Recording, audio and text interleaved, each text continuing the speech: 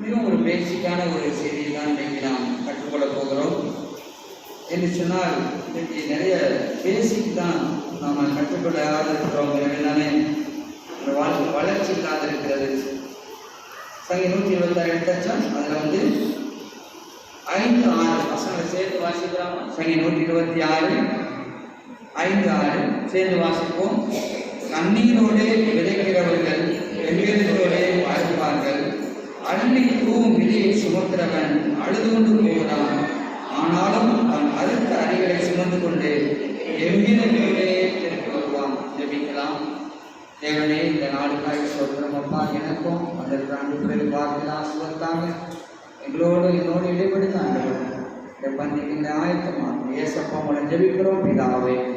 ஆமென், ஆமென்.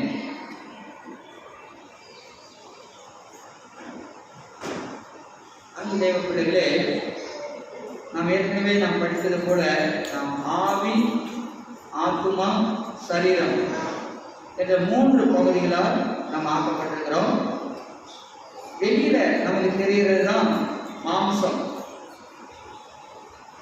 உள்ள ஒரு மனிதன் இருக்கிறான், இல்லாத ஒரு மனுஷன் இருக்கிறார். அது வளர்வதுதான் உண்மையான ஆவிக்குரிய வளர்ச்சியாக இருக்கிறது.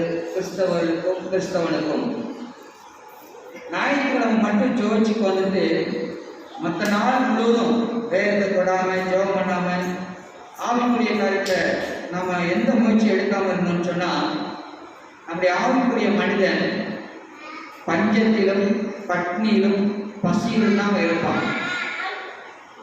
உயிர் ஊசலாடி இருக்கும். எப்படின்னு சொன்னா இந்த போன்சே ட்ரீஸ் சொல்லுவாங்க. அது எனக்கு கரெக்டா சொல்றான்னு தெரியல. இந்த ஜப்பான்ல நிறையா உண்டு.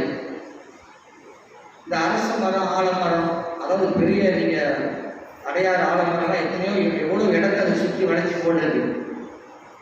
அதே போல எல்லா ஊர்களிலும் எங்க ஊர்ல நாங்கள் அதை ஒரு பெரிய தெப்பக்குளம் வாங்கி அதை கண்மாயின்னு சொல்லுவோம். அந்த இடத்துல எல்லா பெரிய அரச மரம் உண்டு. அது எவ்வளோ இடத்தை அடைச்சிருக்கு. ஆனால் சில தொட்டிகளிலே இந்த அரச மரத்தை ஆலமரத்தை வளர வச்சிருப்பாங்க. அது பார்க்கவே கொடுமையாக இருக்கும். அவ்வளோ ராட்சச மரம் ஒரு தொட்டி செடியிலே வளர்ச்சியை குன்ற பண்ணி அழகுகளாக அதை மாற்றி வைத்திருக்கிறத பார்க்க முடியும். அப்படித்தான் நம்முடைய ஆவிக்குரிய வாழ்க்கையிலையும் நாம் ஒரு ஜெயண்டாக ஆவிக்கு ஒரு ஆபிரகாம் விசுவாசத்தை போல, ஒரு யோசேப்பின் விசுவாசத்தை போல, தாவீதின் விசுவாசத்தை போல, சீடர்களுடைய விசுவாசத்தை போல ஒரு பெரிய ராட்சசனாய் தந்து நம்ம ஆக்க விரும்புகிறார். ஆனால் ஞாயிற்றுக்கிழமை மட்டும் ஒரு தலையை காமிச்சுட்டு மற்ற நேரம் ஆவிக்குரிய வாழ்க்கையின் காரியங்கள் எதையுமே நம்ம பார்க்கலன்னா தொட்டி செடிகளிலே வாழ்கிற அரச மரம், ஆலமரத்தை போன்று நாம் இருக்கிறோம். அன்பு தேவ பிள்ளைகளே, 10 வருடம் 20 வருடம் 30 வருடம் கிறிஸ்தவர்களாக இருப்போம். ஆனால் வளர்ச்சி குன்றி போய் நாம் காணப்படுகிறோம். நிறைய பேர் சொல்லுவாங்க, என் சூழல் உங்களுக்கு தெரியுமா பாஸ்டர்? நான் எவ்வளோ பெரிய பிஸ்னஸ் மேன், எவ்வளோ பெரிய வேலையார், எனக்கு ஆஃபீஸில் எவ்வளவு நெருக்கடி, என் குடும்பத்தில் எவ்வளவு நெருக்கடி என்று சொல்லி. கர்த்தருடைய பிள்ளைகளே, எப்பொழுதும் நாம் காரணம் சொல்லிக்கொண்டே இருக்கும் என்று சொன்னால் இதுதான் தொட்டி செடியில் வளர கிறிஸ்தவர்கள், காரணம் சொல்கிற கிறிஸ்தவர்கள். இதை காரணம் சொல்கிறார், நீங்கள் சூழ்நிலையை ஆண்டு கொள்ளாவிட்டால் வாழ்நாள் முழுவதும் சூழ்நிலை உங்களை ஆண்டு கொள்ளும். You are a slave of your circumstances. You become a slave of your circumstances. காரணம் சொல்றது ஆண்டவருக்கு பிடிக்காது. நீங்க நான் காரணம் சொல்கிற கிறிஸ்தவர்களாக இருக்கக்கூடாது. அப்படி சொல்லிக்கொண்டு வேலை வாசிக்காமல் ஜெபிக்காமல் இருந்தால், ஆவிக்குரிய வாழ்க்கையின் வளர்ச்சிக்கான காரியத்தை பார்க்காமல் இருந்தால் உங்க எல்லாருடைய என்னுடைய கண்ணில் வர வேண்டியது, நான் ஒரு தொட்டி செடியாய் மாறிவிட்டேன். ஆரம்ப எவ்வளோ தண்ணி குடிக்கும். ஆனால் தொட்டி செடியில் உள்ளதுக்கு ஒரு கப்பு தண்ணி ஊற்றினா போதும். எனவே ஆண்டவர் கூட பார்த்தீங்கன்னா அந்த கடலிலே பிரயாணம் பண்ணும்பொழுது அவர் எழுந்து காற்றையும் கடலையும் அதட்டி தான் நம்முடைய அதிகாரி, தான் படைத்து என்பதை அந்த நிலையில் இருக்கிறார். நீங்கள் நான் உங்கள் சூழ்நிலையிலிருந்து எழுப்பி காற்றையும் கடலையும் அதட்டி சூழ்நிலையை ஆண்டு கொள்கிறவர்களாக என்றைக்கு மாறுகிறீர்களோ அப்பொழுதுதான் நீங்கள் உங்களுடைய ஆவிக்குரிய வாழ்க்கை வளர்ச்சிக்கான திட்டங்களை எடுப்பீங்க. வெளியில பார்க்கிற மாம்சம் உள்ள ஒரு மனிதன் மனுஷி இருக்கிறான், அவனுக்கு ஆத்மீக ஆகாரம் தேவை, அவன் வளர்கிறது தான் உண்மையான வளர்ச்சி. அந்த படம் போட்டுக்கலாம். இந்த தலைப்பில் உங்களுக்கு தெரியும், இந்த பார்த்தீங்கன்னா ஒரு செடி, ஒரு விதை, அது எப்படிமாய் அந்த வளர்ச்சியை பார்க்கிறோம். அதே போல் நம்முடைய வாழ்க்கைக்கு கூட வளர்ச்சியை தேவன் எதிர்பார்க்கிறார். தேவன் ஒவ்வொரு விசுவாசியையும் தனது தோட்டமாகிய ஆலயத்திலே, சபையிலே நட்டு வைத்திருக்கிறார். அந்த செடிகள் வளரவும் கனி கொடுக்கவும் ஆண்டவர் எதிர்பார்க்கிறார். அங்கே 1 கொரிந்தியர் 3:6 நீங்க பார்த்தீங்கன்னா, 1 கொரிந்தியர் 3:6 நான் நட்டேன், அப்பல்லோ நீர் பாய்ச்சினான், தேவனே விளைய செய்தார் என்று சொல்லி. கர்த்தர் விளைய செய்கிற தேவன். எப்படி விளைய செய்ய முடியும்? ஒரு 3 காரியங்கள், அடிப்படையான காரியங்கள் இவைகள், சரியா? ஆனால் இந்த அடிப்படையை நாம் விட்டு விடுகிறதுனாலே அஸ்திபாரம் இல்லாத வீட்டை போடாதோம். இதுக்கு அஸ்திபாரமா நிறைய காரியங்கள் இருக்கிறது. ஆவிக்குரிய வாழ்க்கையை நாம் வளர்வதற்கு அடிப்படையான ஒரு 3 காரியத்தை நாம் பார்க்க போகிறோம். முதலாவது காரியம், நீங்கள் நாம் கிறிஸ்தவ ஜீவியத்திலே வளர்ச்சி அடைய முதலாவது தேவை தேவனுடைய வார்த்தை. அதான் விதை. அந்த the word of God is the seed. நீங்க சங்கீதம் 1ல வாசித்தீங்கன்னா 2ஆம் 3ஆம் வசனம் சொல்கிறது, கர்த்தருடைய வேதத்தில் பிரியமாய் இருந்து இரவும் பகலும் அவருடைய வேதத்தில் தியானமாய் இருக்கிற மனுஷன் பாக்கியவான், அவன் நீர் காலின் ஓரமாய் நடப்பட்டு தன் காலத்தில் தன் கனியை தந்து இலையுதிராதிருக்கிற மரத்தை போல இருப்பான், அவன் செய்வது எல்லாம் வாய்க்கும். ஆண்டவர் அங்க பணம் அஸ்திபாரத்தை வச்சார். ஆண்டுடைய வசனத்தின் மீது, வார்த்தையின் மீது பிரியமாயிருந்து அதை தியானிக்கிற, அசை போடுகிற மனிதன் நீருள்ள அந்த ஓடையாண்டை நடப்பட்டு வருடம் முழுவதும் கனி தந்து அவன் அசைக்கப்படாதிருப்பான். அவன் செய்கிறது எல்லாம் வாய்க்கும். இன்றைக்கு வேதத்தை மறந்து மற்ற எல்லாவற்றையும் செய்கிறோம். நம்முடைய உழைப்பு வீணாய் போகிறது. கர்த்தருடைய பிள்ளைகளே, நமக்கு தெரிஞ்ச வேத பகுதி லூக்கா 8ஆம் அதிகாரம், இந்த விதைக்கிற ஒரு ஓமை அங்கே சொல்கிறது. அந்த விதை தேவனுடைய வசனம். லூக்கா 8 அங்கே 11 சொல்லுகிறது. லூக்கா 8 சரி ஆமா, லூக்கா 8:11 சொல்லுகிறது, விதை தேவனுடைய வசனம் என்று போடப்பட்டது. அந்த விதை மூலமா ஜனங்களை 4 குரூப்பா பிரிக்கிறார். முதல் குரூப்பு வலியுள்ள உள்ள குரூப்பு, 2வது குரூப்பு கற்பார குரூப்பு, 3வது குரூப்பு முள்ளுள்ள இடங்களில் உள்ள குரூப்பு, 4வது குரூப்பு நல்ல நன்மை. அப்போ வழியில் என்ன நடக்குது? இப்போ சர்ச்சை விட்டு வெளியே போனா வசனம் போயிடுது. விசாரிப்பையும் போயிடலாம். அவர் கிடைக்கிறாங்க, ஏதோ சொல்லுவார், பார்த்தது உன் கஷ்டம் உனக்கு அப்படின்னு சொல்லி தூக்கிடுவார் வசனம். பாறைகள் என்ன ஆகுது? இருதயம் கடினப்படுறது, சதையான இருதயம் இல்லை. அங்கே வசனம் சந்தோஷமா இருக்கு. வீட்டில் போய் திங்கக்கிழமை நல்லா சொன்னோன்னே ஜோம் பண்ணா பைபிள் வாசிக்கிறாங்க, செவ்வாய்க்கிழமை வாசிக்கிறாங்க, சொல்லுங்க, பைபிள் ஓரமாக போயிடுது.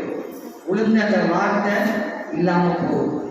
அடுத்து 3வது நேரம், முன்னுள்ள நேரம், வசனத்தை கேட்கிறாங்க, வீட்டில் போய் நல்லா ஜோம் பண்ணாங்க, எல்லாம் நல்லா இருக்குது. ஆனால் உலகத்துக்கு அந்த பிஸினஸ் ரொம்ப அவர் பிஸியாக இருக்கிறது. பிள்ளைகளை குறித்த கவலை, பேரப்பிள்ளைகளை குறித்த கவலை, சொத்துக்களை குறித்த கவலை, உலக கவலை நெருங்கிறதுனால பைபிளுக்கு 1 மணி நேரம் செலவழிச்சுன்னு ஒரு 10 நிமிஷம் கூட செலவழிக்க முடியல. உலக கவலை அமைத்தி போடுது, வார்த்தை வளர முடியல. நல்ல நேரத்தில் விழுந்தா கூட அதுலேயும் வித்தியாசம் 30, 60, 100. அப்ப என்ன அர்த்தம்? அதை அசல் போடணும், அதை நேசிக்கணும், அதை ஆசிரியர் தேடணும். சில வாலிப பிள்ளைகள் அப்பா அம்மா சொன்னாலே பைபிள் வாசிக்கிறது இல்லை. அந்த நல்ல நிலத்துல விழுந்த விதை 30. the gradual growth, the seed என்பது என்னன்னு சொன்னா அந்த விதையில ஜீவன் இருக்கு. அது நிறைய பேர் தெரியாது. இடையில நீங்க படிச்சிருப்பீங்க, ஒரு 10 வருஷத்துக்கு முன்னாடி ஒரு மம்மியை எகிப்துல தோண்டி எடுக்கும் போது அந்த மம்மினா செத்தவங்களை பாடம் பண்ணி வச்சிருப்பாங்கல்ல, கல்லறை. அது அதுக்குள்ள ஒரு பாத்திரத்துல விதைகள் இருந்துச்சு. அதுக்கப்புறம் சில இதில் ஆபரணங்கள் இருந்துச்சு. அந்த மாதிரி அவங்க நிறைய காரியங்கள் இருந்துச்சு. அதுல விதை இருந்துச்சு. அந்த விதையை எடுத்து போட்டு அது முளைச்சிச்சு. அது கோதுமை விதைன்னு நினைக்கிறேன். ஏதோ ஒரு விதையை போட்டால் முளைச்சு. அப்ப என்ன அர்த்தம்? அந்த விதைக்குள்ளதாக தேவன் ஜீவனை வைத்திருக்கிறார். அது மண்ணில் விழுந்தோன்னு அது முளைக்குது. இந்த விதையில தேவன் தன்னுடைய ஜீவனை வைத்திருக்கிறார். இது கடந்த வாரத்தில் படித்தோம். ஆண்டவர் இதை பிரீத் பண்ணி இருக்கிறார். ஒழுங்கியத்தில் வாசித்தோம் அல்லவா? எப்படி ஆதாரத்துல அவன் பூதனுடைய ஜீவன் அந்த மாதிரி இந்த வார்த்தையில ஜீவன் வைத்திருக்கிறார். நமக்குள்ள இருக்கிற அந்த ஆவிக்குரிய மனிதன் வளர்வதற்கு இந்த ஜீவனுடைய வார்த்தைகள் இடம் உள்ள போக வேண்டியிருக்கிறது. அன்புடைய பிள்ளைகளே, அங்கே சொல்லுகிற வசனம் 8:15 நல்ல நிலத்தில் விதைக்கப்பட்டவர்கள் வசனத்தை கேட்டு அதை உண்மையும் நன்மையுமான இதயத்தை காத்து பொறுமையுடனே பலன் கொடுக்கிறவர்களாய் இருக்கிறார்கள் என்று சொல்லியிருக்கிறது. எனவே நீங்க நானும் இன்றைக்கு கால வேலை யோசித்து பார்ப்போம். தேவன் தன்னுடைய வசனம் வளரக்கூடிய நிலத்தை தேடி அடைகிறார். தேவன் வசனம் வளரக்கூடிய இருதயத்தை தேடி அடைகிறார். கர்த்தருடைய பிள்ளைகளே, நிலத்தை தேடி அடைகிறார். வசனம் என்னும் விதையை போல அவர் அடைந்து கொண்டிருக்கிறார். Healthy children are always hungry children. Healthy Christians are hungry for the word of God. ஒரு நல்ல ஆரோக்கியமான குழந்தைக்கு பசி எடுக்கும். நிறைய பேரை திணிச்சுக்கிட்டே இருப்பாங்க. அது தவறான காரியம். பசிச்சா உங்களுக்குள்ள சாப்பிடும். பசிக்கலைன்னா ஏதோ வியாதி. அதே போல் கிறிஸ்தவன் என்று சொல்கிறவன் வேத வசனத்தின் மீது பசி வரணும். இல்லைன்னா அது ஹெல்த்தியான கிறிஸ்டியன் லைஃப் இல்லை. காலை எந்திரிச்சோன்னா போன நோண்டணும், காலை எந்திரிச்சோன்னா டிவியை பார்க்குறோம், காலை எந்திரிச்சோன்னா நியூஸ் பேப்பரை படிக்கிறோம். அதெல்லாம் தள்ளிடணும். முதல்ல எழுந்தோன்னா நல்ல விளைவிட்டு ஆனால் நன்றி செலுத்துங்க, துதிங்க, வேதத்தை வாசிங்க, அப்புறம் மற்ற வேலையை செய்யுங்க. ஆசீர்வாதங்கள் நம்மை தொடர்ந்து கொண்டிருக்கும். நன்மை கிருபை என்னை தொடரும். எனவே கர்த்தருடைய பிள்ளைகளே, உங்களுக்கு எனக்கு தாகம், பசி தாகம் வரும்படியாக தேவன் விரும்புகிறார். ஆரோக்கியமான கிறிஸ்தவர்களுக்கு அந்த வசனத்துக்கு தாகம் உண்டாகும், பசி உண்டாகும்.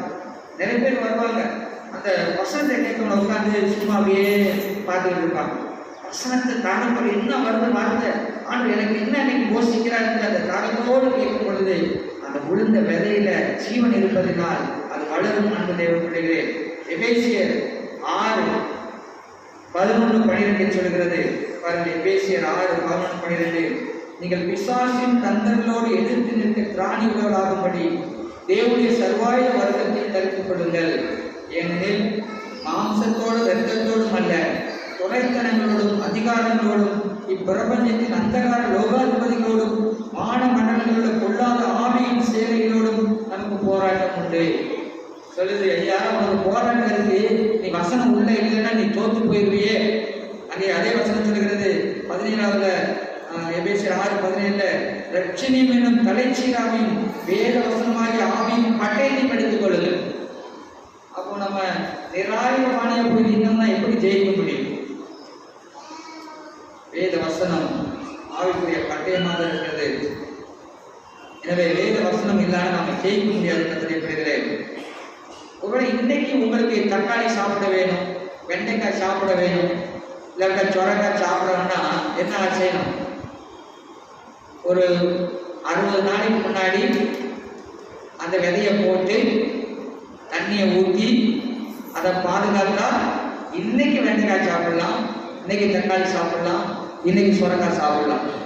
அப்போ 2 மாசத்துக்கு முன்னாடி 60 நாளைக்கு முன்னாடி நீங்க விதைக்கலைன்னா இன்னைக்கு தட்டில் எப்படி வரும் சொரக்காய் தக்காளிக்காய்? நிறைய கிறிஸ்தவர்கள் ஆண்டவன் ஜெபத்தை கேட்கப்படுறது, ஆண்டவன் ஜெபத்துக்கு பதில் கொடுக்கல. சிஸ்டர், ஏன் கொடுக்கல? நீ நிறைய போடலையே, நீ எப்படி அறுவடை எதிர்பார்க்க முடியும்? காற்று அப்படியே அடிச்சு போகுது. வேலை வேலை வேலை, குழந்தை குழந்தை, பிரச்சனை பிரச்சனை, போராட்டம் போராட்டம், காற்று அடிச்சுட்டே போகுது. வார்த்தை பார்த்துக்கிட்டே இருந்ததுனால நீங்க விதைக்காதனால நீங்க அறுக்க முடியாது. விதைங்க, நிச்சயமாய் அறுவடை உண்டு. சங்கி 126 அள்ளித்துவம் விதையை சுமந்து சொல்றேன். கண்ணீரோட தான் இருக்கும், கஷ்டமா தான் இருக்கும். நீங்க காலையில் பயிலாருக்கு ஜெபம் பண்றது, ஆனா எவ்விரத்தோட அனுப்பீர்கள். கர்த்தர் செய்த கிரியை பார்ப்பீங்க, வசனம் செய்த கிரியை பார்ப்பீங்க. அந்த வசனத்துல ஜீவன் இருக்கிறது, அதை கிரியை செய்யும் அன்பு தேவ பிள்ளைகளே. எனவே நீங்க நான் விதைக்காம அறுக்கவே முடியாது. நிறைய கிறிஸ்தவர்கள் ஏதோ சர்ச்சில் போய் தலையை காமிச்சுட்டு அப்படியே ஊரை பிச்சுக்கிட்டு சுரக்கா தலையில ஒன்று நினைக்கிறாங்க. இல்லை, நீங்க விதைக்கணும். கடந்த வாரத்தில் பார்த்தோம்ல, தானா ஒரு கல்யாணம் பண்ணி அற்புதம் என்ன ப்ராசஸ். நீங்க நிரப்பப்படணும், காத்திருக்கணும். உங்களுக்கு அவசரம், ஆனா தேவனுடைய நேரம் வரலையே. இன்னைக்கு சொல்லுகிற கத்திரை பிள்ளைகளே, நீங்க சோர்ச்சில் மட்டும் வேதத்தை கேட்டுட்டு மற்ற நாள்லாம் மறந்துட்டீங்கன்னா உங்களுடைய ஆவிக்குறை மனிதன் உயிர் ஊசலாடி கொண்டு இருக்கிறது என்று ஆண்டவர் சொல்கிறார். இந்த வேத வசனம் இஸ் பவர்ஃபுல். தன்னுடைய வார்த்தை மிகவும் வல்லமை உள்ளதுங்க. அது இதயத்தை விதைக்க செய்யும் பொழுது அது அறுவடை கொடுக்கிறது. வேத வசனம் பார்த்தீங்கன்னா இட் ஹாஸ் நியூட்ரிஷன்ஸ். அதுல சத்து இருக்கு. ஏன் அப்படி சொல்றேன்னா, அதுல வல்லம் இருக்குது, அதுல விட்டமின் இருக்குது, அது சீல்டா இருக்குது, அது தண்ணியா இருக்குது, அது அப்பமா இருக்குது, அது நம்பிக்கையா இருக்குது, அது சம்மட்டியா இருக்குது, சொல்லிட்டே போகலாம். நான் நினைக்கிறேன், இடையே யாரோ 20 காரியம் அந்த ஆண்டுடைய வசனத்தை கொடுத்து போட்டு நான் நினைக்கிறேன். அப்போ இந்த வசனம் உள்ள இல்லைன்னா நீ ஒரு மிஸ்ஸிங் 20 திங்ஸ் இல்லை, 20 காரியத்தை நாம் இழக்கிறோம். வசனம் நம்ம இதயத்தில் இல்லைன்னு சொன்னா 2 வாலிபர்கள் கண்டு வைத்துக் கொள்வோம். ஒரு வாலிபன் காலையில் இருந்துச்சுன்னா வேலை வாசிக்கிறான், ஜெபம் பண்றான், தன்னுடைய வேலையை செய்யறான், படிக்கிறான், போயிட்டு வரான். இன்னொரு வாலிபன் இருக்கிறான், ஞாயிற்றுக்கிழமை அட்டண்டன்ஸ் கரெக்டா போட்டுறான். ஆனா அதுக்கப்புறம் பைக்கை தேடுறது, அவர் மொபைலை நோண்டிட்டு இருக்கிறார், அவர் டிவியை பார்த்துருக்கார், ஊர் சுத்திட்டு இருக்கிறார். யார் இருக்கிற வளர்ச்சி அடைந்த கிறிஸ்தவன் ஆயிருப்பான்? யோசித்து பாருங்க. இன்றைக்கு எந்த வாலிபனாய் நீங்க நான் இருக்கிறோம் யோசித்து பார்க்கலாம். உதாரணத்துக்கு ஒரு விளையாட்டு வீரன் எடுத்துக்கொள்வோம். இப்போ மக கீர்த்தனை நம்ம இருக்கிறாங்க, இங்க வந்து அவங்க பிளே பண்றாங்கன்னா அதுக்கு முன்னாடி என்ன பண்றாங்கன்னு எனக்கு தெரியாது. அவங்க வீட்டில் உட்காந்து அவங்க கீபோர்ட்ல அவங்க போட்டு பார்க்குறாங்க. ஒரு தடவைக்கு 10 தடவைகளும் போட்டு பார்க்குறாங்க. அப்புறம் தான் இங்கே வந்து நம்ம முன்னாடி அவங்களால பெர்ஃபார்ம் பண்ண முடியுது இல்லை. அதே போல் ஒரு அத்லெட் கோல்டு மெடல் வாங்கிட்டார் உசைன் போல்ட்னா அவர் எப்படி பயிற்சிக்கிறார் தெரியுமா? இருக்காச்சும் புலி தானே, புலி கூட அவர் ஓடுவார். புலி அவர் விட்டுட்டு புலி கூட ஒரு ஓட்டப்பந்தயம். தினமும் பயிற்சி. ஒரு ஃபுட்பாலா இருக்கட்டும், கிரிக்கெட்டா இருக்கட்டும், ஒரு மியூசிக்கா இருக்கட்டும், தினமும் பயிற்சி அவர்கள் வளர்வதற்கும் பெர்ஃபார்ம் பண்ற உதவி செய்கிறது. அப்போ ஆவிக்குரிய வாழ்க்கை அப்படியே வந்துருமா? You need exercise, you need practice. தினமும் எடுத்தோட 4 மணி நேரம் பயிர் வாசிங்க, 4 மணி நேரம் ஜெபம் பண்ணுங்கன்னு சொல்லல. Gradual growth. ஒரு 1/2 மணி நேரம் பயிர் வாசிக்கிறாங்க, ஒரு 1/2 மணி நேரம் ஜெபம் பண்ணலாங்க. 1/2 மணி நேரத்தில் ஆரம்பிச்சு அப்படியே வளருங்கள். அப்பதான் பெர்ஃபார்ம் பண்ண முடியும். அப்பதான் வந்து ஆண்டவர் ஆசீர்வதிக்க முடியும். அப்பதான் அந்த அறுவடையை நீங்க பார்க்க முடியும். God's word is the seed. Seed இல்லைன்னா, நிலத்துல விதைக்கலைன்னா அறுவடை நிச்சயமாய் கிடையாது. கண்ணீரோட தான் விதைச்சாகணும். எவ்விதத்தோட அறுப்பதற்கு ஆண்டவர் கிறிஸ்தவ தேவ பிள்ளைகள் வேத வசனத்தை கர்த்தருடைய பிள்ளைகளே நிலமாகி உங்கள் விதை நிலத்துல நீங்க விதைச்சிங்கன்னா, நேரம் எடுத்துக்கொண்டு விதைச்சிங்கன்னா நீங்கள் அறுத்து கொண்டே இருப்பீர்கள். எனவே ஆவிக்குரிய வளர்ச்சி நமக்கு தேவை. அதற்கு முதல் பாடம் ஆண்டுடைய வசனம், வார்த்தை. 2வது, இது ரொம்ப பிரபலியமானதான், ஜெபம். இன்னைக்கு கிறிஸ்தவங்க நிறைய நெக்லெக்ட் பண்றது என்னன்னா ஜெபம். இன்னைக்கு எல்லாத்துக்கும் மக்கள் சர்ச்சுக்கு வருவாங்க. இன்னைக்கு உபவாச கூட்டம், ஜெப கூட்டம் வாங்கன்னு சொன்னா வரமாட்டாங்க. ஏன்னா there is a negligence in the prayer. Prayer தானே, அது அற்பமா நினைக்கிறோம். கர்த்தருடைய பிள்ளைகளை ஆண்டவருடைய சீசர்கள் ஆண்டவருடைய வல்லமைக்காக அபிஷேகத்தாங்க அந்நியப்படுத்தாங்க அப்படின்னு கேட்கல. என்ன சொன்னாங்க சீடர்கள்? ஆண்டவரை எங்களுக்கு ஜெபிக்க கற்றுத்தாருன்னு சொன்னாங்க. ஆனா நாங்க எப்படி ஜெபம் பண்ண சொல்லிக் கொடுங்க. எனவே கர்த்தருடைய பிள்ளைகளை இன்னைக்கு ஆண்டவர் சொல்கிறார், when you neglect the prayer you are missing much of the spiritual life. நிறைய ஆவிக்குரிய வாழ்க்கை நீங்க ஆசீர்வாதத்தை இழக்கிறீங்க. 1 தெசலோனிக்கர் 5:17 சொல்கிறது. 1 தெசலோனிக்கர் 5:17 இடைவிடாம ஜெபம் பண்ணுங்க.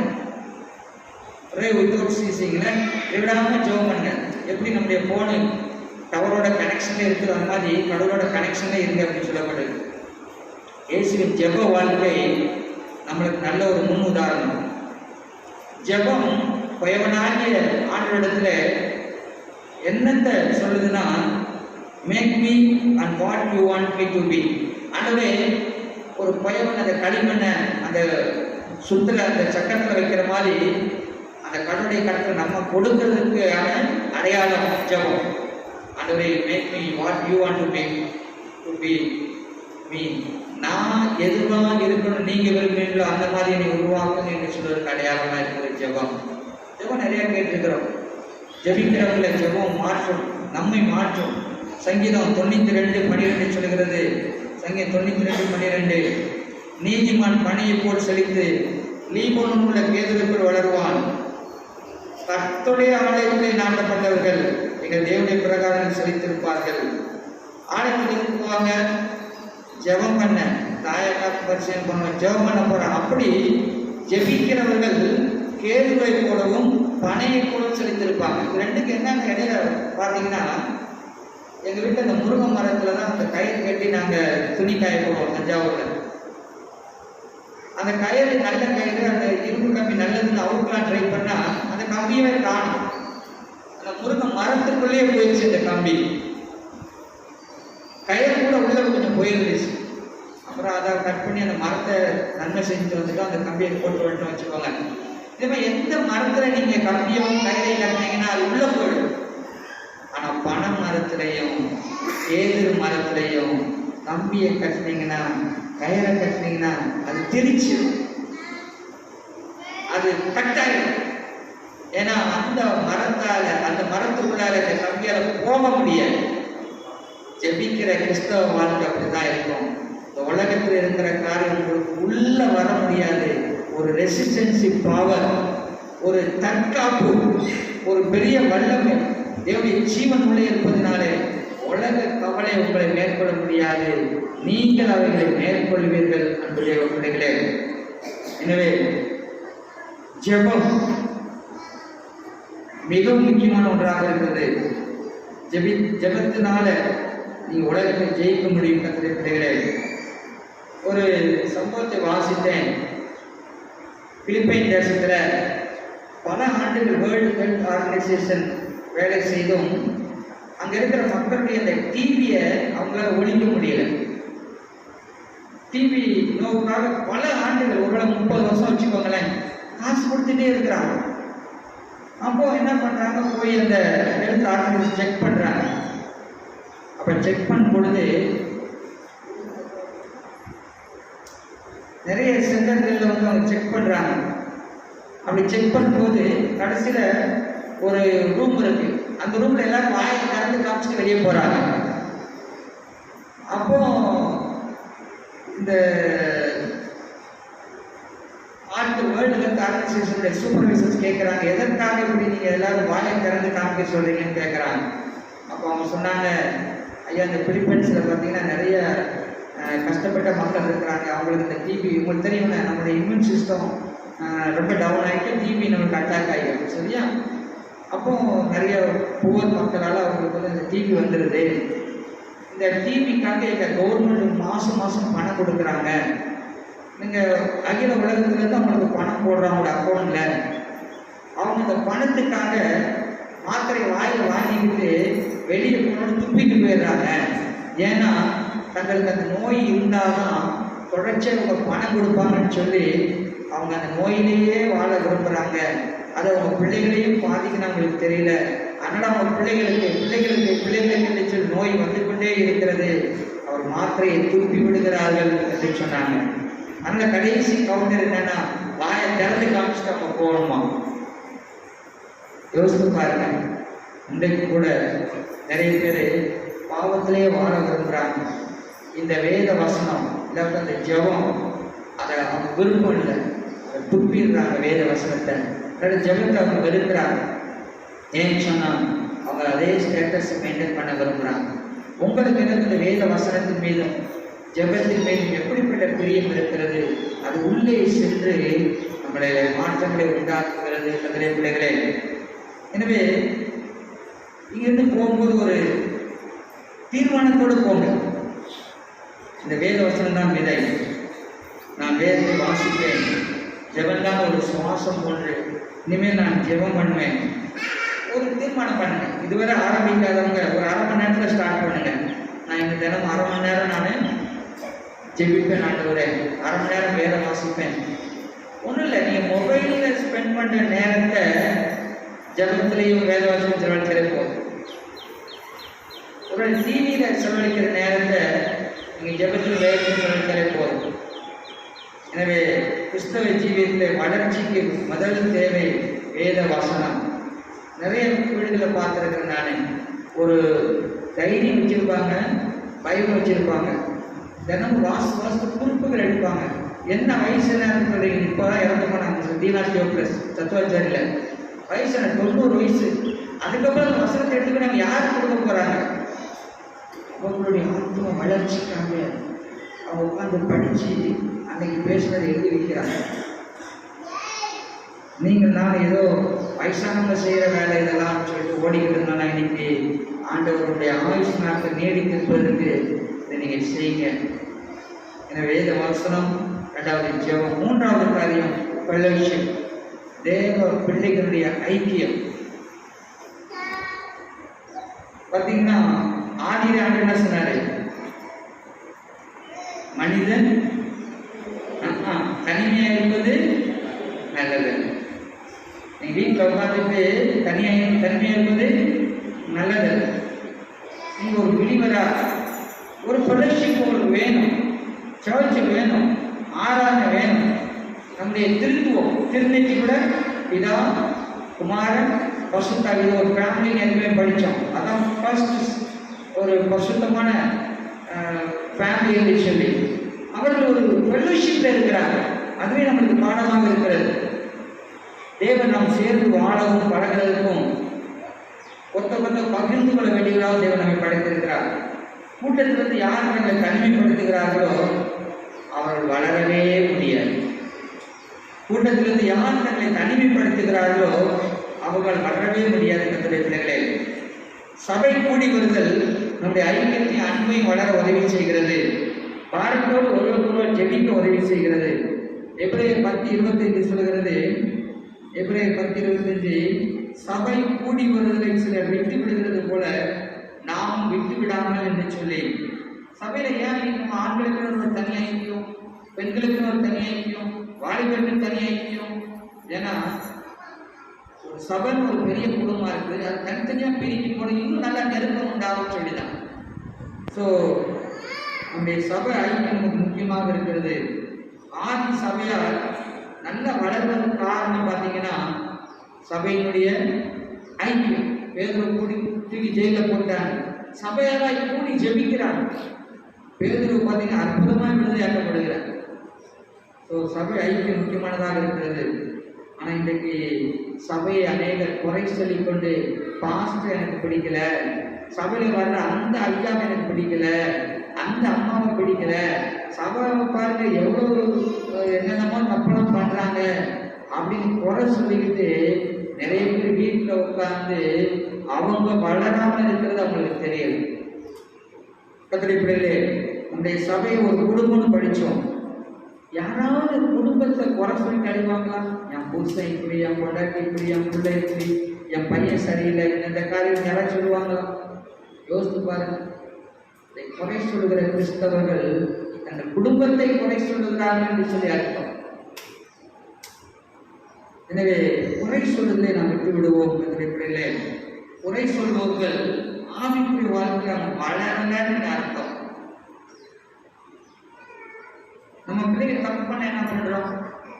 அவங்களோட தனியா உட்காடுறோம், அவங்களோட பேசுறோம், அவங்க கஷ்டத்தை சொல்றோம், திரும்ப அவங்க கூட சேர்ந்து ஜெபம் பண்றோம். இல்லை அவங்களுக்கு நல்ல ஏதாச்சும் ஒரு புஸ்தகம், இதை கொஞ்சம் படிக்க தம்பி, கொஞ்சம் படிக்க தங்கச்சி, நல்லா இருக்கும்னு சொல்கிறோம். அதை வந்துட்டு சபையில் வந்து என் பையன் எப்படி தெரியுமா அப்படின்னு ஆரம்பிச்சா என் பிள்ளை எப்படி இருப்பான்?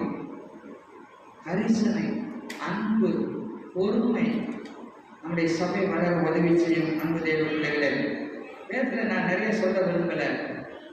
இந்த சேம் காம் யாப்பே நம்முடைய நோவாவுடைய பிள்ளைகள் இல்லை, இந்த காம் என்ன பண்றான்? காமா இல்லாம அவர் ஒரு நோவா தெரிஞ்சு செஞ்சாரா தெரியாம செஞ்சாரா அவங்களுக்கு தெரியல.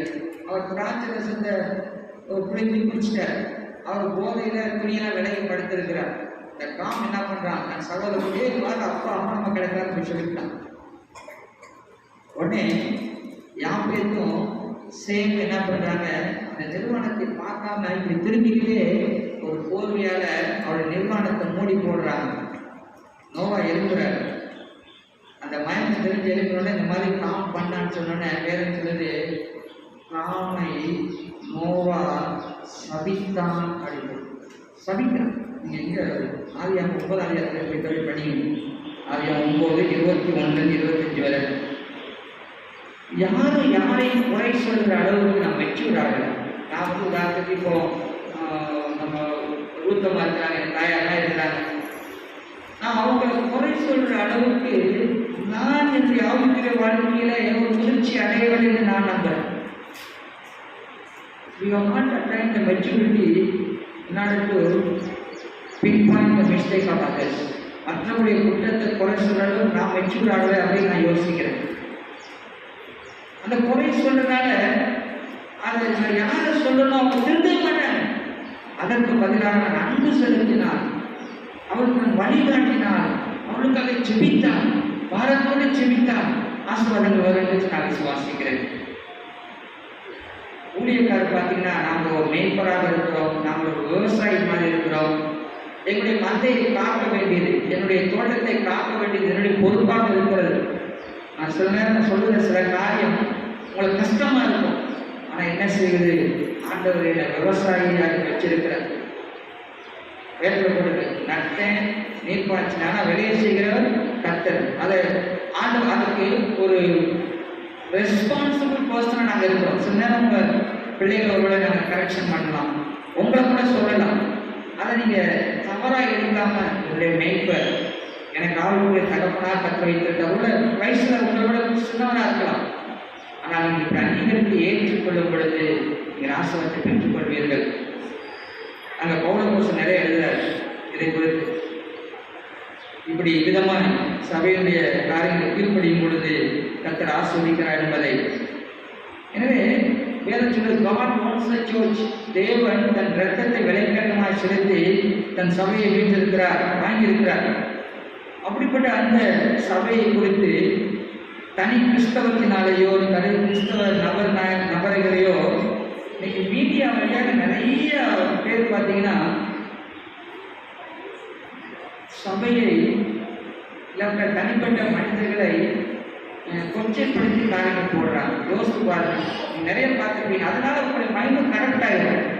சபை மேலே இருக்கிற பக்தி வைராக்கியம் உங்களை விட்டு போயிடும்.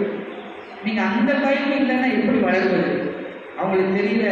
ஒரு யூடியூப்ல ஒன்று போடும்போது அகில உலகம் முழுவதும் போகுது.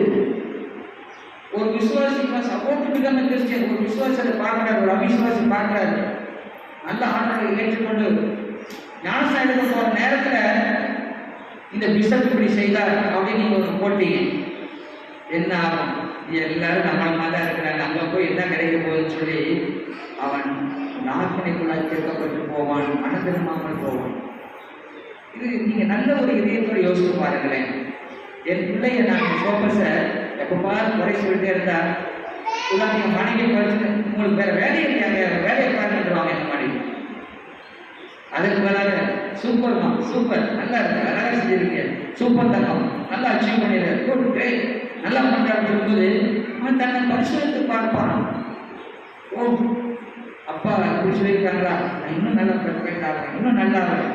நான் முறை சொல்வதற்கு பதிலாக நான் அன்பு செலுத்தும் போது, என் பிள்ளைக்காக நான் ஜெபிக்கும் பொழுது, அவனோடு நேரம் செலவழிக்கும் பொழுது நான் அவனை கட்டி எழுப்புகிறேன்.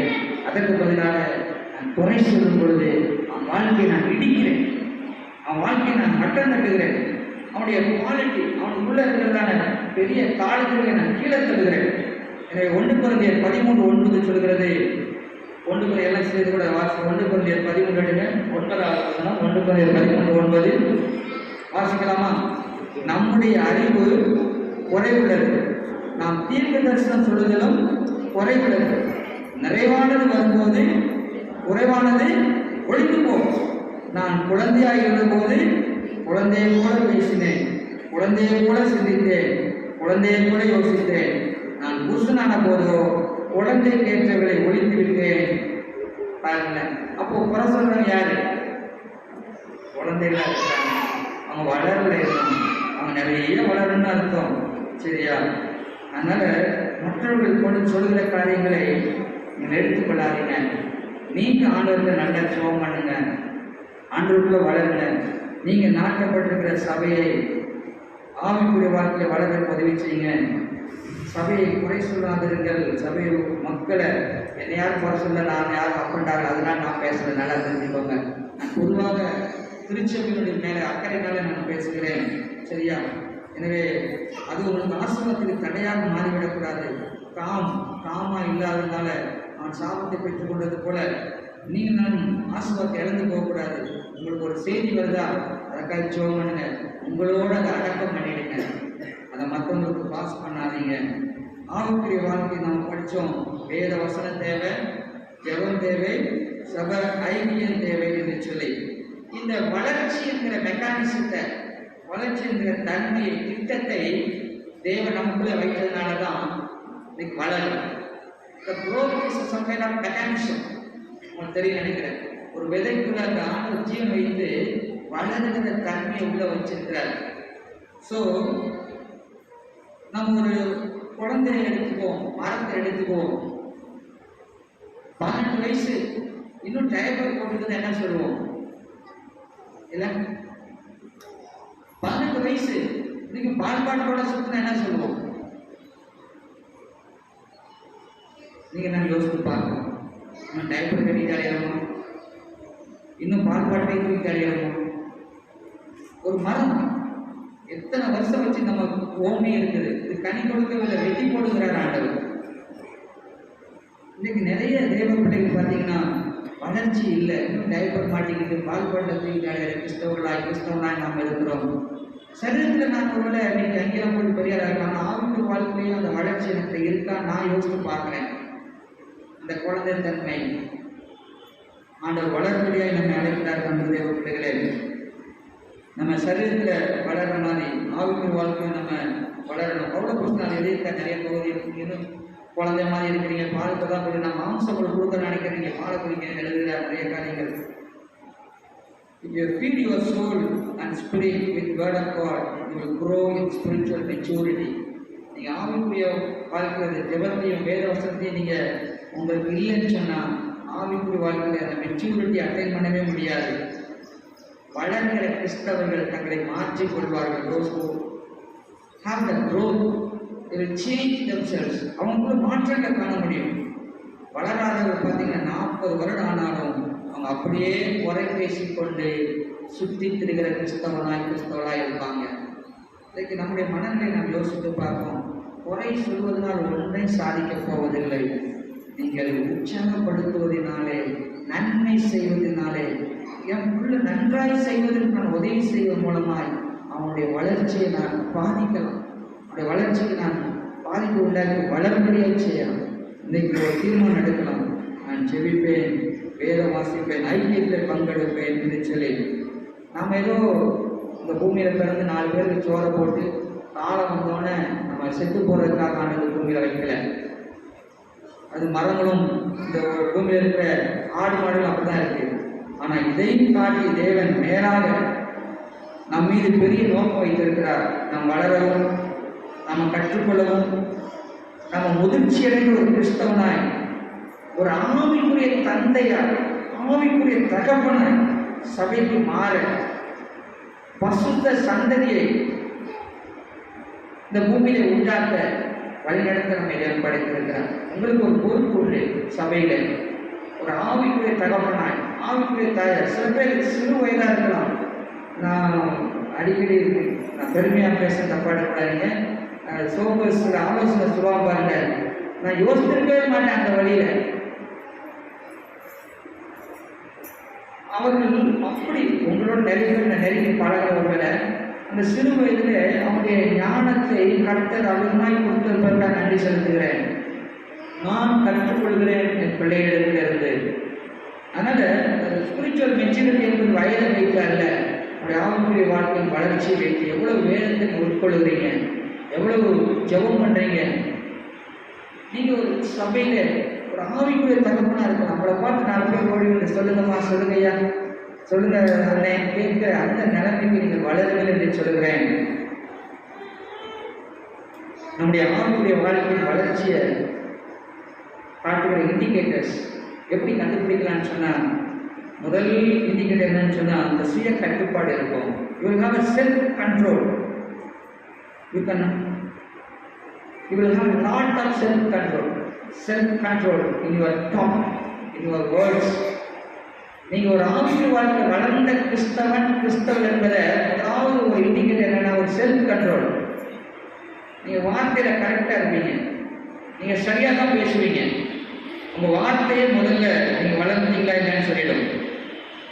அடுத்து you not live by your feelings. நீங்க உணர்ச்சியில வாழ்ற கிறிஸ்தவனா இருக்க மாட்டீங்க, உணர்வுக்கு நீங்க அடிமைப்படாமல இருப்பீங்க. அடுத்து மற்றவங்களுக்கு நீங்க ஆசீர்வாதமா மாறிடுவீங்க. இப்போ ஒரு matured Christian will become a blessing to others. Instead of நீங்க பாருங்க, நிறைய வயது முதிர்ந்தவங்க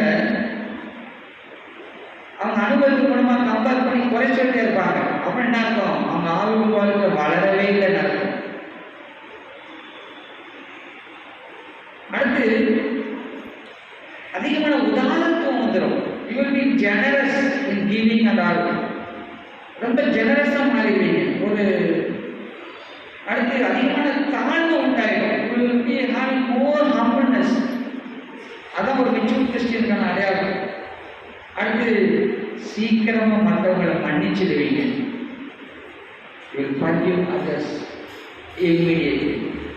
நீங்க மற்றவங்களை எளிதாக மன்னிச்சிடுவீங்க. நீங்க ஒரு நல்ல ஒரு ஆவிக்குரிய வாழ்க்கை இருந்தீங்கன்னா. அடுத்து உங்களை யாரும் எளிதில் புண்படுத்த முடியாது. You will not be offended easily. நீங்க ஊழியக்காரங்க பார்த்தீங்கன்னா நிறைய நீங்க குறை சொல்றீங்க, இல்லை ஈஸியா சொல்லிடுறீங்க. ஆனா அவங்க அப்பண்டா ஆகாம இருக்கிறாங்க, இன்னும் அவங்க ஊழியத்தை செய்யறாங்க. அவங்க கடை இழுத்து மூடிட்டு வீட்டுக்கு போகல. ஏன்னா அந்த ஆவிக்குரிய மெச்சூரிட்டி அவருக்கு உதவி செய்கிறது. ஸோ நீங்கள் ஆவிக்குரிய வாழ்க்கையில் நீங்கள் வளர்ச்சி அடைந்த கிறிஸ்தவனாக இருந்தால் you will not be offended easily. It is difficult to offend you. உங்களை புண்படுத்துவது மிகவும் கடினம். நான் கெட்டகுமார் கதை இப்படி பார்க்குறேன். அவன் முதிர்ச்சி அடையறதுக்கு முன்னதாக கியூமி எனக்கு இருந்தாலும் கேட்குறான். ஆனால் பின்னாடி அவன் போய் எல்லாம் கஷ்டப்பட்டு அப்பாட்ட திரும்பி வரும்போது அந்த மெச்சூரிட்டியை பார்க்குறேன். என்ன சொல்கிறான்? என்ன வேலைக்காரனா வச்சுக்கோங்க, இல்லை நீங்கள் என்ன நினைக்கிறீங்களோ அதுபடி எடுத்துக்கொள்ளுங்க. அதான் ஆவிக்குரிய முயற்சி. முதல்ல கியூமி கேட்டவன் இப்போ என்ன சொல்கிறான்? நான் வேலைக்காரனா இருக்கிறேன். ஆவிக்குரிய முதிர்ச்சி கற்ற பிள்ளைகளே, எனவே நீங்கள் நானும் இதுக்கு யோசித்து பார்க்கலாம். நம்முடைய வாழ்க்கை குவாலிட்டியாகவும் முழுகப்படுகிற தேவ கிருபையில வளர வேண்டியிருக்கு, விசுவாசத்தில் வளர வேண்டியிருக்கு, அன்பில் வளர வேண்டியிருக்கு. விதமாய் நீங்கள் நானும் வளரக்கூடியதை எதிர்பார்க்குறாங்க. உங்களோட ஒரு வேலையில், பிஸ்னஸில், ஊழியத்தில் வளரலாம். ஆவிக்குரிய வாழ்க்கையில் வளரவில்லை என்று சொன்னால் அது உண்மையான வளர்ச்சி அல்ல. இப்படி சிம்பிளாக நான் சொல்லி முடிக்கிறேன். ஒரு தெருவில் வளர்கிற குழந்தைக்கும் வீட்டில் வளர்கிற குழந்தைக்கும் வித்தியாசம் இருக்குது. ரயில்வே ஸ்டேஷனை நீங்கள் பார்க்குறீங்க, சிலம்பில் பார்க்குறீங்க, அந்த குழந்தைகள் தெருவிலேயே வளர்கிறாங்க. அவன் ஆயுசு 20-22 முடிஞ்சு போகுது. தற்கொலைக்காகவும் இல்லை கொலைகளாகவும் குற்றவாளியாகவும் வாழ்க்கை முடிஞ்சு போகுது. அந்த வீட்டில் வளர்கிற குழந்தை தகப்பன் தாயுடைய பராமரிப்பில் அன்பில் அரவணைப்பில் வளர்க்கப்பட்டு அவளை இடமாக இருக்கிறாங்க. ஸோ ஆவிக்குரிய வாழ்க்கையை வளர்ச்சி அடையாத கிறிஸ்தவர்கள் தெருவில் வளர்கிற குழந்தை. ஆவிக்குரிய வாழ்க்கை வளர்ச்சி அடைந்த கிறிஸ்தவர்கள் ஆலயத்தில் வளர்கிற வீட்டிலே கர்த்தருடைய ஆலயத்திலே நாட்டப்பட்டவர்கள். குழந்தையா இருக்கிறான் நம்முடைய பிள்ளைகளே. எனவே நீங்கள் நானும் ஆண்டவர் எதற்காக இந்த வளர்ச்சி எதிர்பார்க்கிறார்? கனி கொடுக்கும்படியாக, அந்த கண் நிலைத்திருக்கும்படியாக ஒரு வேத பகுதியெல்லாம் சேர்ந்து வாசித்து முடிக்க போகிறோம். பிலிப்பியர் 3ஆம் அதிகாரம் எடுத்துக்கொள்வோம். 11ஆம் வசனம், 273வது பக்கம். 273வது பக்கம். 273வது பக்கம். பிலிப்பியர் 3ஆம் அதிகாரம். இங்கே வசனங்கள் 11 தொடங்கி 14 வரை வாசிக்கலாமா? இல்லை, எல்லாம் சேர்ந்து வாசிக்க போகிறோம். நன்றிமா சார். பிலிப்பியர் 3ஆம் அதிகாரம், அங்கே 11 தொடங்கி 14 வரை வாசிக்கலாமா? பிலிப்பியர் 3:11 தொடங்கி 14 வரை வாசிப்போம். அவருக்காக எல்லாவற்றையும் நஷ்டம் நிறுவிட்டேன், குப்பைமாக எண்ணுகிறேன். நான் அடைந்தாயிற்று, அது முற்றும் தேறினவனானே என்று எண்ணாமல் கிறிஸ்து இயேசுவினால் நான் எதற்காக பிடிக்கப்பட்டேனோ அதை நான் பிடித்துக் கொள்ளும்படி ஆசையாய் தொடர்கிறேன். சகோதரரே, அதை பிடித்துக் கொண்டேன் என்று நான் எண்ணுகிறதில்லை. ஒன்று செய்கிறேன், பின்னானவர்களை மறந்து முன்னானவர்களை நாடி கிறிஸ்து இயேசுக்குள் தேவன் அழைத்த பரம அழைப்பின் பந்தய பொருளுக்காக இலக்கை நோக்கி தொடர்கிறேன். ஜெபம் பண்ணுவோம். ஆண்டவரே, உடைய பார்த்து வருகிறோம். ஆண்டவரே, நான் கற்று என்னுடைய வாழ்க்கையிலே எனக்கு உணர்த்தினவர்களை பிள்ளைகளோடு நான் பகிர்ந்து கொண்டேன். அப்பா, நாங்கள் ஆவிக்குரிய வாழ்க்கையை வளர வேண்டும். இன்றும் 40 ஆண்டுகளுக்கு முன்பதாக எவ்விதமாய் என்னுடைய கிறிஸ்தவ வாழ்க்கை இருந்ததோ அப்படியே இல்லாதபடி ஒரு ஜெபிக்கிற கிறிஸ்தவனாய், வேத வசனத்தை அனுதினமும் உட்கொள்கிற தேவ பிள்ளையாய், சபையின் ஐக்கியத்தை விடாதிருக்கிற ஆவிக்குரிய பிள்ளையாய் வளர எங்களுக்கு உதவி செய்யுங்கப்பா. ஒவ்வொரு தேவ பிள்ளையின் திருச்சபையிலே ஆவிக்குரிய தகப்பனாய், ஆவிக்குரிய தாயாய், சபையை கட்டி எழுப்புகிற தேவ பிள்ளைகளாய் எங்களை மாற்றம் ஆண்டுகிறேன். இந்த சபையிலே எங்களை எல்லாம் நாட்டியிருக்கிறேன். நாங்கள் கனி கொடுக்கவும் அந்த கனி நிலைத்திருக்கும்படியா எங்களுக்கு உதவி செய்யும் அப்பா. எனவே நாங்கள் நல்ல நிலத்தில் விழுந்த விதைகளாய் 30, 60, 100 பலன் கொடுக்க எங்களுடைய வாழ்க்கையில ஒரு தொடர்ச்சியான ஒரு வளர்ச்சியை நம்ம எதிர்பார்க்கிறோம். ஆண்டவரே, இந்த நாளிலே சத்தியத்தை கேட்ட ஒவ்வொரு தேவ பிள்ளைகளும், நான் இனிமேல் வேதத்தை வாசிப்பேன், நான் இனிமேல் ஜெபத்தை அசட்டை செய்ய மாட்டேன், ஆண்டுடைய ஆலயத்தை நான் அசட்டை செய்ய மாட்டேன் தீர்மானத்தோடு செல்லட்டும். ஆண்டவரே, உங்களை தாழ்ந்து ஒப்புக் கொடுக்கிறோம். உங்கள் பாவங்களை கழுவி சுத்திகரிக்கிறார். உடைய பந்திக்கு எங்களை ஆயத்தமாக்குவீரார். இயேசு நாமத்தில் யாவற்றையும் பெற்றுக்கொள்வோம். நன்றி செலுத்துகிறோம். கிறிஸ்து இயேசுவின் மூலமே வேண்டிக் கொள்கிறோம் பிதாவே. ஆமென்.